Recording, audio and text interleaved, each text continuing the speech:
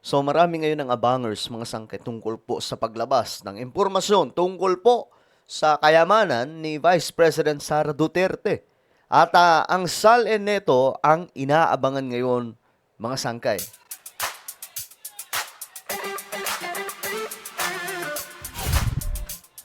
Alright, magandang oras po sa inyong lahat. Pag-usapan po natin itong kayamanan ng ating Vice President na ngayon marami daw po ang abangers. Alright? Anyway, bago tayo magtuloy-tuloy sa mga hindi pa po dyan nakakapag-subscribe sa ating YouTube channel, makikita nyo po yung subscribe button sa baba ng video na to. I-click nyo lamang po yung subscribe, i-click ang bell, at i-click nyo po yung all. Sa mga nanonood naman po sa Facebook, i-follow nyo po yung ating Facebook page. Okay, eto na pag-usapan po natin ngayon kasi may mga lumalabas na impormasyon tungkol dyan. At eto nga po, ayon sa report,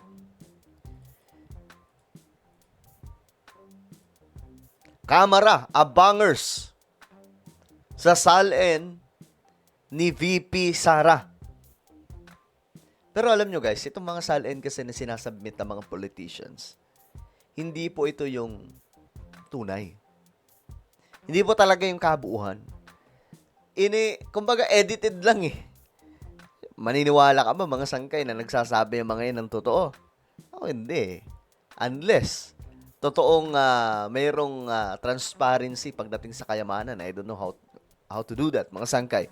Ngayon, eto na. Eto ang balita. Mapapasakamay na daw ng House Committee on Justice ang mga ebidensya laban kay Vice President Sara Duterte pagkatapos daw po nitong Holy Week. Ito ang nabatid kay Lanao del Sur Representative Alonto Adyong tungkol sa mga dokumento na ipinasabpina ng komite tulad ng Statement of Assets, Liabilities, and Net Worth or SALN mga sangkay. I would anticipate, sabi ni Adyong, that these documents would be made available in the next committee hearing. Ang tingin ko dito mga sangkay, hahanapan nila ng butas to eh. Kasi ang gusto nila makita yung SALN. Then ang next nito, i-check na kung totoo talaga itong mga record. Isa sa kailangan nilang buksan dyan, yung mga bank accounts.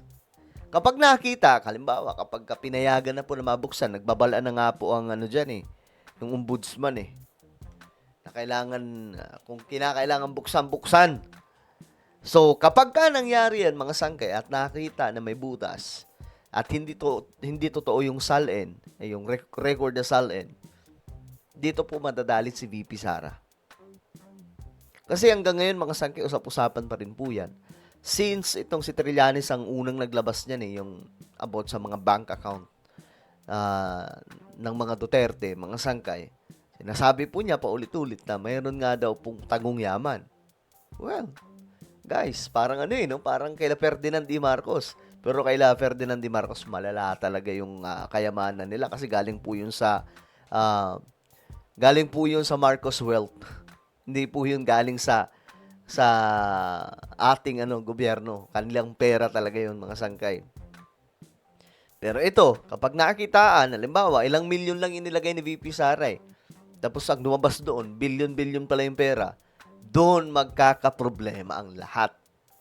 Kapag lumabas, pag makita po yung bank account, oy, ang laki pala ng pera dito bilyones to Ay, nako po, aray. Yari.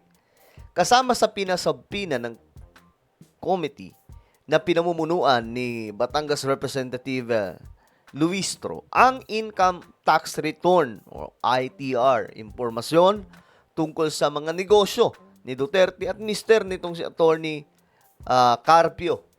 Commission on Audit COA report sa confidential funds ng Office of the Vice President at Department of Education or DepEd noong 2023.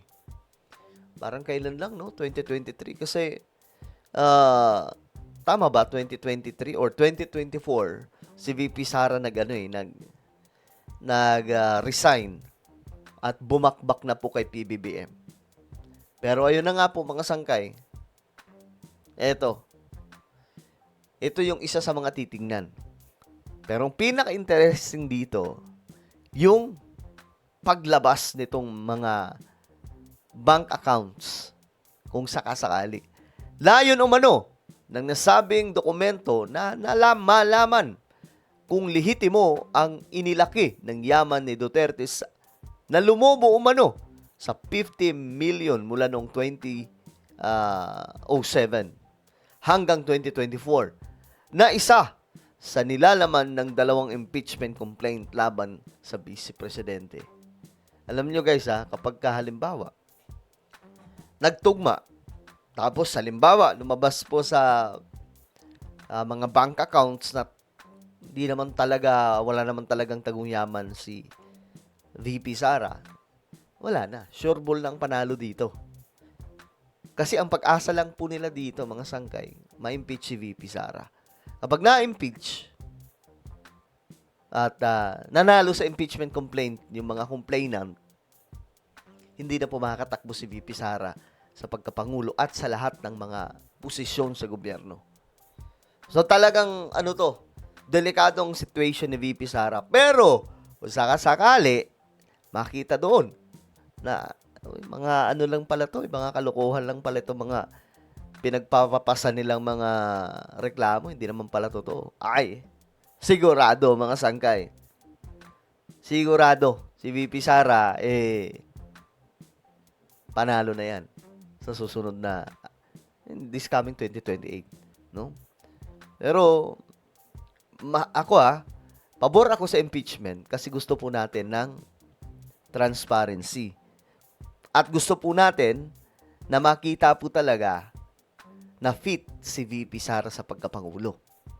Kasi kung ako pag makita ko yun na wala naman palang sabit si VP Sara, kung talagang mga sangkay, pwede pa nga po natin ikampanya. Kung walang sabit, 'di ba?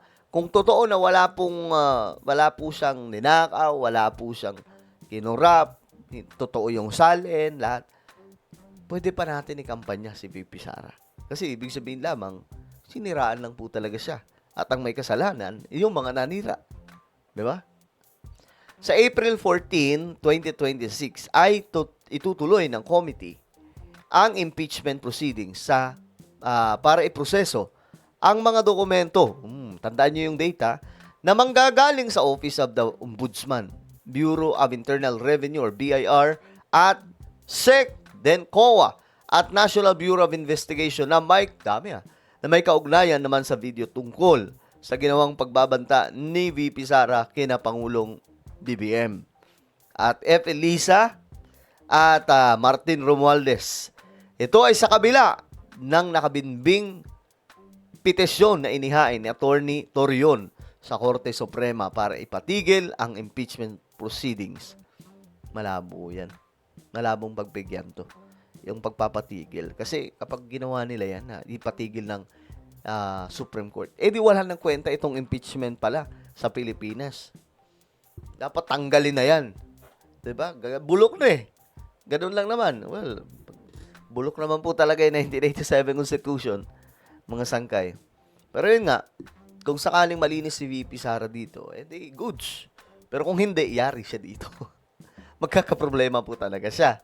'Di ba? Iyan naman ang kailangan po natin, 'di ba? Siyempre, sa Pilipinas, may naniniwala sa kabila, may naniniwala din sa kabila. Pero doon pa rin po talaga tayo sa ebidensya. Kapag nabuksan yung ebidensya, doon pa lang po natin malalaman, okay, ito pala talagang totoo. Alright? So, ano po ang inyong opinion? Comment down below. Meron po tayong YouTube channel, Sangkay Revelation. Hanapin nyo po ito sa YouTube. Ganyan din, kapag nakita nyo na, i-click nyo po yung subscribe, i-click ang bell, at i-click nyo po yung all. Ako na po ay magpapaalam. Mag-iingat pong lahat. God bless everyone.